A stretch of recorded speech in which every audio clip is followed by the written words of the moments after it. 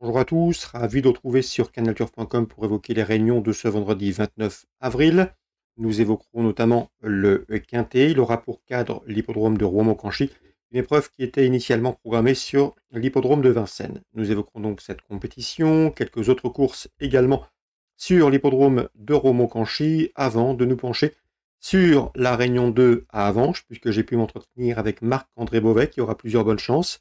Coup de cœur également en Réunion 4 à Saint-Cloud dans la 6e course de la Réunion, mais également la 9e. Et nous terminerons par Lyon-Pareilly en Réunion 5, où j'ai pu converser avec des professionnels y comptant, notamment Laurent Goutte ou encore Lucas Verrière. Il s'agira des coups de cœur évoqués dans la deuxième partie de l'émission. Une émission que vous pouvez liker, partager, et ce via nos différents réseaux sociaux. Ne vous en privez surtout pas. Concernant ce quintet prix Huberta, j'ai placé en tête des 6 ans, à commencer par le 3, Galileo Bello, qui après 2 places de deuxième a remporté un quintet plus dernièrement à Cordemais.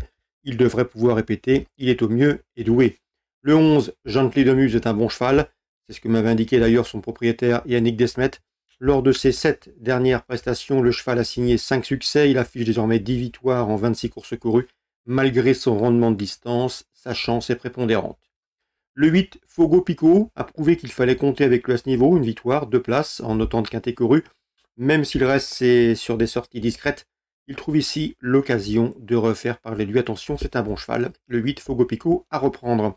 Le 6, Goldmancourt, n'a pas gagné depuis l'été dernier, mais il est régulier. Et à mon avis, il devrait une nouvelle fois lutter pour les belles places, tout comme le 12, Fabulous Dream, qui après 2 disqualifications a refaire parler de lui en s'imposant le 15 avril à Vincennes.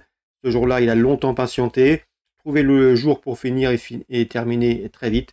S'il a le même parcours et qu'il peut placer sa pointe de vitesse finale, nul doute qu'il a les moyens de figurer à l'arrivée de ce quintet.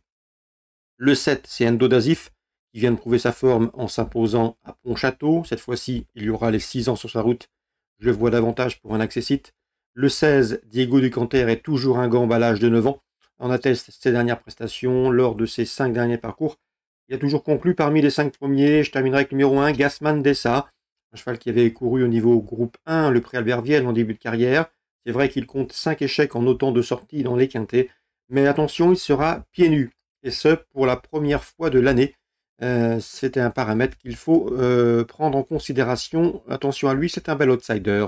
Résumé chiffré, 3, 11, 8, 6, 12, 7, 16 et As. En cas de partant, pourquoi pas penser au numéro 14, 55 Bond. 3, 11, 8, 6, 12, 7, 16 et As. En partant, le 14. Suite du programme à Rouen-Montcanchy, le 112 Mathéo de Rêve est présenté et dépend de la casaque de Yannick Desmet, un cheval qui est placé sous la férule de Jean-Michel Bazir. C'est un cheval en retard de gain. Il peut en combler une partie ici, il en a les moyens. Le 112 Mathéo de Rêve. Attention, l'opposition est sérieuse avec le 3, Sexy Girl Bar, la plus riche du lot, avec le 1, Jason Dragon, qui reste sur un probant succès.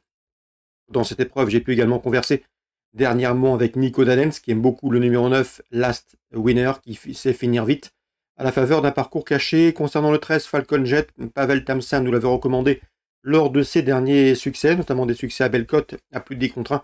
Un cheval de qualité, il faut que ça se passe bien au départ, mais s'il peut finir vite, sans avoir fait trop d'efforts durant le parcours, il peut parfaitement intégrer le podium d'une course comme celle-ci. Bref, vous l'aurez compris dans la première, pas mal d'infos.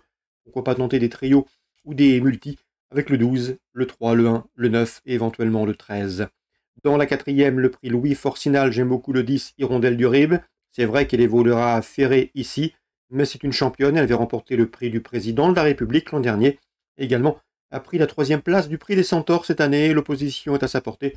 Elle doit pouvoir lutter pour la victoire, et ce, malgré le fait qu'elle se produira avec des fers. Le 410, Hirondelle du Rib. Dans la 6e, le prix René Palliard, nous avons des parts 2 chevaux confirmés au plus haut niveau. Le 10, ici c'est Paris, le plus riche de la course. Et le numéro 9, Idéal Duchesne. Ces deux-là se connaissent bien. Idéal Duchesne qui a notamment remporté le prix de Vincennes cet hiver. Mais il convient de le reposer un nouveau venu ambitieux à ce niveau. C'est le numéro 4, Inside. 2 victoires pour lui en 4 sorties montées. Et à mon avis, malgré une distance peut-être un peu courte pour ce cheval de tenue, il peut parfaitement les accompagner, voire les inquiéter.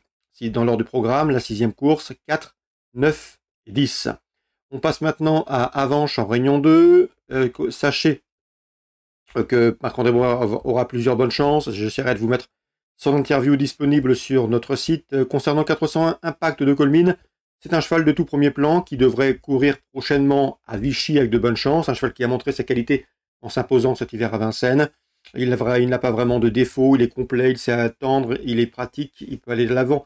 Il est bien dans sa tête, bien dans son corps. Et ici, malgré ses 50 mètres de distance, il a les moyens de faire l'arrivée en attendant un prochain objectif à Vichy. Il faut juste rester vigilant avec lui. Au niveau de sa ferrure, il ne faut pas le déférer à outrance, m'a indiqué Marc-André Beauvais. Mais ici, dans ce lot, sa place est sur le podium, mais notez-le sur vos tablettes pour une prochaine échéance sur l'hippodrome de Vichy. C'est le 401 Impact de Colmine. On peut parler de Saint-Cloud en rayon 4, dans la 6e, une course pour AQPS.